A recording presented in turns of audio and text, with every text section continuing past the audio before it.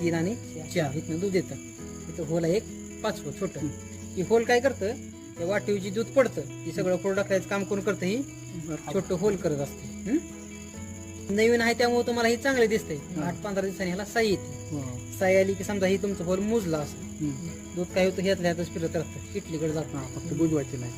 फक्त सुई घ्यायची, असं खोलायचं आणि ही होल काय करायचं, सुईनं मोकळं करायचं. असं आतल्या साईडनं करायचं, बाहेरल्या साईडनं घालून मोठं करायचं नाही. ह्याला सायरीत काय करणार, दात घासायचं ब्रशनं आपलं साफ करून घ्यायचं. ही रिंग काय होती अशी निघती साईडला.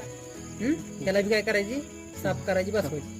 ह्याला सायरीत काय करणार, साफ करणार दात घासून. त्याला अशी कॉलर आहे बघा, ही कॉलर काय कॉलरवर अशी चढवायची. ही कॉलर जरी तुम्ही नाही नीट बसवली तर तुमची धार निघणार नाही. सेम कुकरवाणी आहे, कुकरची रिंग नाही बसली तर शिट्टी वाजत नाही. बरोबर आहे. तसं सेम ह्याच आहे, ही नीट बसवलं नाही तर ह्याची शिट्टी वाजणार नाही. त्यामुळे